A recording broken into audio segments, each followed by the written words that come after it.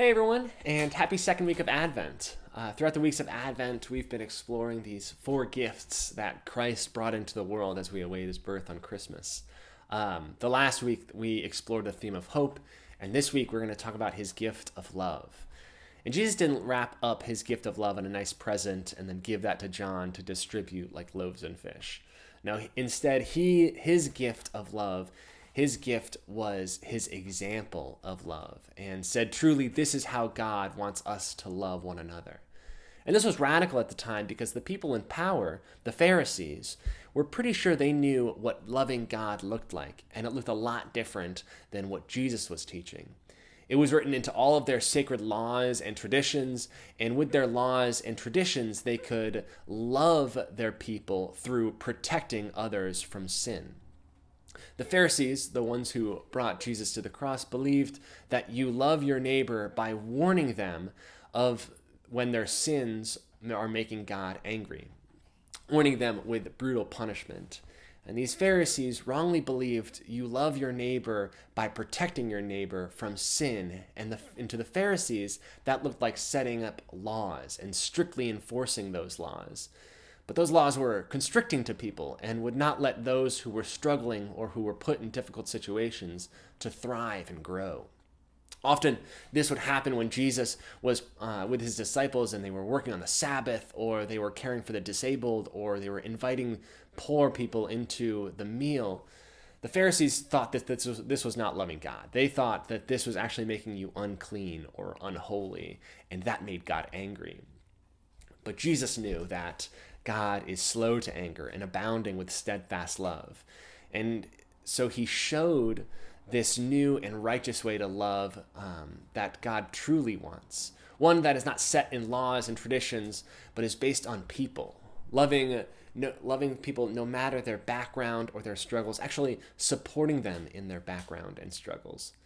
And so I brought this aloe plant to help me kind of differentiate between these two types of love. And if I were to love this aloe plant like the Pharisees loved, or I would want to protect it from any wrongdoing, I would want to make sure that it abides by the standards that I set. Maybe I only want it to grow this big. Maybe I don't want it to converse with unhealthy plants, for it could make it unclean. Or maybe this aloe plant actually produces a good amount of medicine, and so maybe I don't want it communing with plants that can't provide as much, like medicine. All in all, the best way for me to love this plant, like the Pharisees would love, would be basically to go like this. And now it's protected from harm. I can put the pot right over it, and it protects it with communing with unhealthy plants. It can protect it from communing with plants that can't provide as much, like medicine. And it also doesn't allow the plant to grow any bigger than how I would like it to grow. Now, you might just think that this is no good. There's no light for the plant. The plant can't grow. That's not healthy. Plus pollinators like butterflies and bees that help bring it nutrients from other plants can't find it because it's under this pot. Thankfully, Jesus gives us this gift of this new love. And if I were to love the aloe plant with a Christ-like love, I would want it to be able to commune with all creation. I'd want it to give it the opportunity to throw, even though maybe, it could do wrong. But that's part of the love. My love for this plant, as Christ teaches us, is forgiveness. Part of it is forgiveness. So if I were to love this plant in a more Christ-like way, it might look a little bit more like this.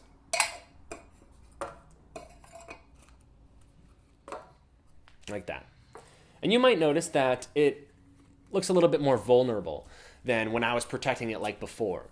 But such a big part of Christ's love is trust. And just like when I would love people, my love shouldn't shield them, but rather give them the chance to thrive. And yes, they may fail, but that's okay. People fall, but I trust them that they are incredible individuals that can grow from their failures. Plus, I will love them by being there for them when they fall to help them back up. And for this little plant, that might look like watering it or giving it some fresh compost.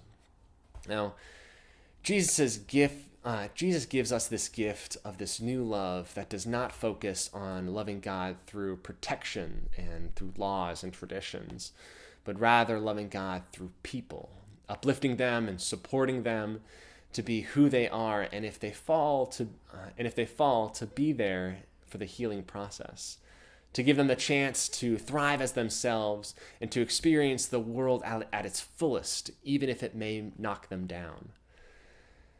And now it is important to understand that the Pharisees, the love that the Pharisees practiced, is not dead.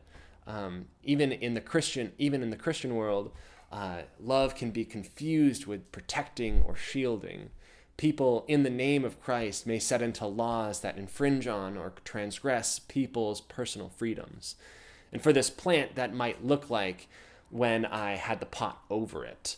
But sometimes it's hard to tell which love is which. That is when we're able to turn to the example that Christ showed of love during this season of Advent, this season of waiting and expectation. We remember the gifts that he brought into the world. And the gift of love he reveals to us is one that is supportive, it is accepting, it is welcoming, and it is forgiving of all people. So that's all for today. Thank you for joining me, and take care. Have a great week.